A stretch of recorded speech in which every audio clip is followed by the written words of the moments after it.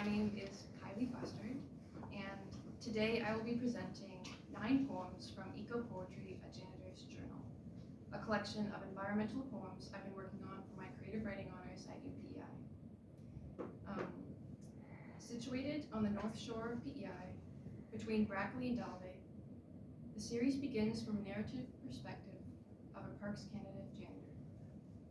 Gradually, the narrative develops into a multitude of anthropomorphic voices as the poetic lens shifts from an anthropocentric to an ecocentric view. To address local and global environmental issues, the collection brings readers up close and personal with subjects of nature, including beached whales, minuscule mosquito eggs, bubbling springs, and a vengeful polyphemus moth. This first poem is called Botany for Beginners. I am the dork in the woods, pulling a book from my cargo pants to learn the names of the trees. I pick up a leaf, flip through the pages to the deciduous duck feet. There, a sugar maple, edges burnt along with 5-pronged static flame, unlike the serrated sawtooth lines of the red maple. Snawe, Acer Sakara. I thank the tree and keep the leaf, pressed between pages in memory of old friends I get to meet. In the woods, I remember.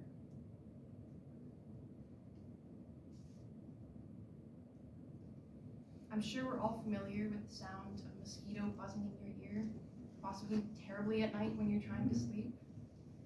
In this collection, the genre of eco-poetry allows a narrative shift of the many insects that we by times can't stand, and that we know too well.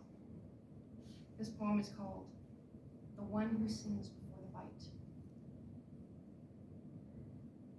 I want you to know me as the one who sings before the bite. You summon me with heat and breath, your bare flesh a sacrifice, an offering to my belly swollen with your blood. I'm neither midge nor gnat, nor embodied spite, so do not smite me with your palm as I labor. Permit me only a prick, a drop, nothing you won't notice gone, and I will leave you a gift, my lasting kiss.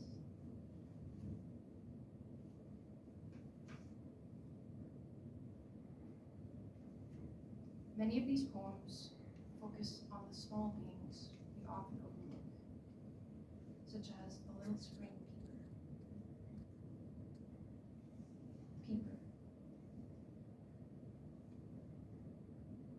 Far from his pond, a little spring peeper takes a shower. His amber skin breathes in the steam and drinks the soiled puddle in his corner of the stall. Smaller than a fingernail, he stays out of sight. The grout between tiles is coarse on his webbed toes, and the sud swirling down the drain encases his body, clogging his pores. Giant feet lumber above with a hot stream of water harsher than rain. Yet the peeper does not move or sing. He hides, eyes unblinking, watching the humans perform a funeral dance for him.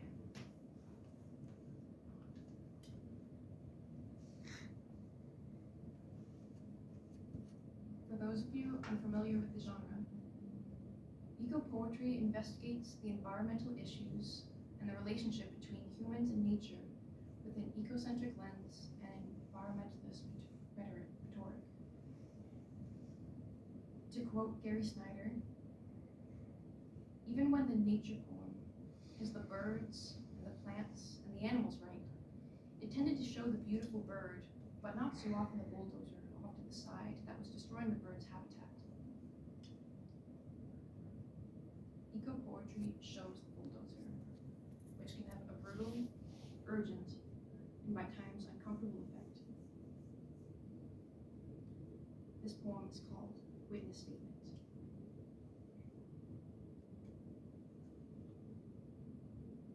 The grave robber, a man of style, wields a chainsaw against her skin. Blubber thick but tender under the whirling teeth and chain.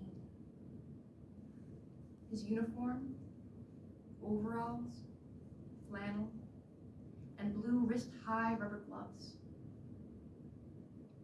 Baling is examined, then tossed to the side, organs slopped in a pile, and spine removed intact for study, an odorous gift for the local university. Moktak goes to waste as the whale is cut to chunks and carried off by machine.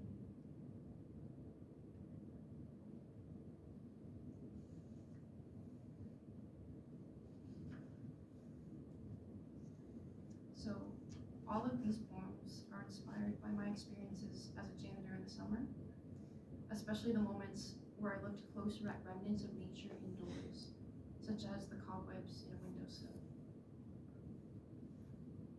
Cobweb Cathedral.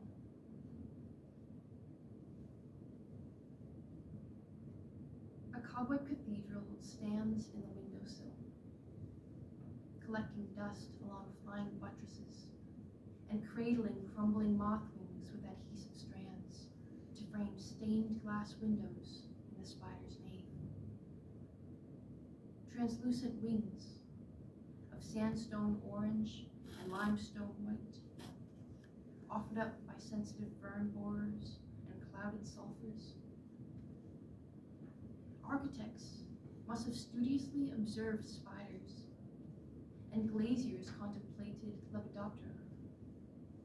Surely, the human artisans who founded the colored glass art of heavenly light must have caught sight of a monarch. Master masons must have poked at sticky spiderwebs as kids, and with adolescent hands, drawn plans for the churches it would take generations to build, envious of the spider who could do it in a day.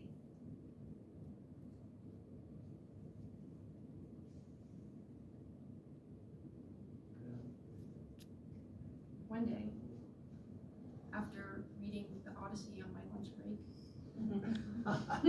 Great. the whole Odyssey. Well, I finished it. Not the whole book. I came face to face with a large moth, an Antheria polyphemus, which, if you know the story, that makes me the visitor on his island, which suits because I'm from PEI. This poem is called Polyphemus. Polyphemus, reborn in the body of a moth, sleeps with his eyes open. He rests on a wooden post. Reddish-brown wings reach out beyond the 2x4, hiding his hind wings with a glaring gaze. He listens to children's voices nearby, knowing he would eat them if he could, as their shrieks of play rattle his antennaes' thin fibers. He does not remember blindness, but senses the danger. At any moment, a vile human voyager may pluck him from his home, or touch a wing in naive curiosity. He dozes, ready for demise. The tufts on his thorax have settled, and his stomach empty for days. If he wakes the predator, he will flash his wings. The yellow-rimmed, shuttered eyes will glare at death with the menace of a great horned owl. Who dares blind me in my sleep? Until then, he awaits the prophecy.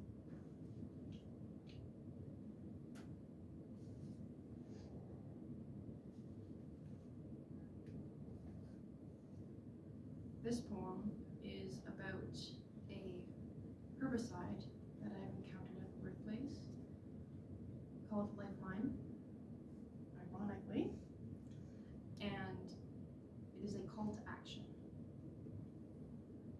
Lifeline. Also, the first part is in reference to Ecclesiastes 3-11. There is a time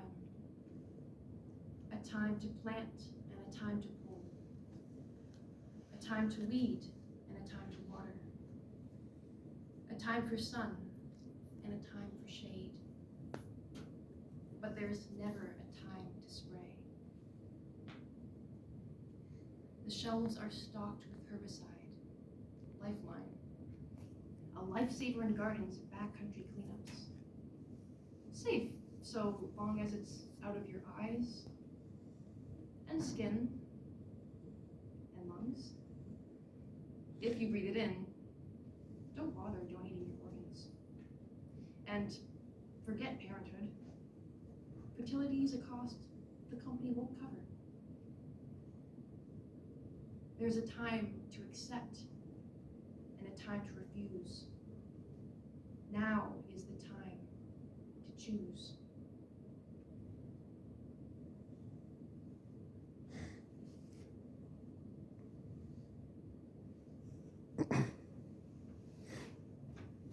At Parks Canada in Dalvey, there's a very small trail called Bubbling Springs.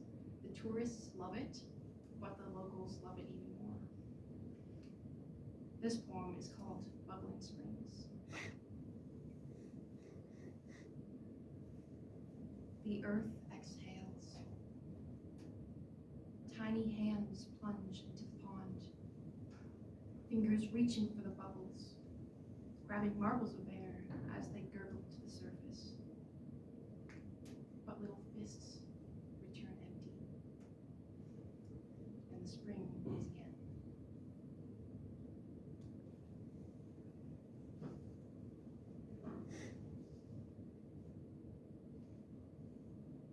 Finally, this last poem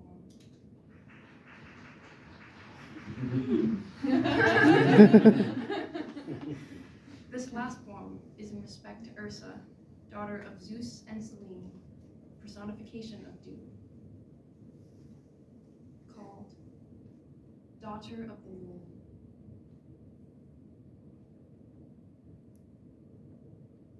The language of dew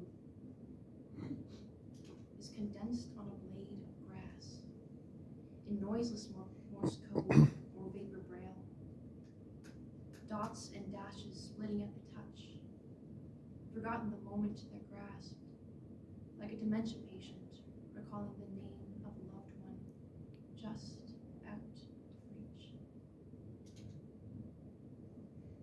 Fog takes shape, settling into legible words as droplets suspend on the fine hairs of nettles and lamb's ears. Daughter of the moon, if I listen,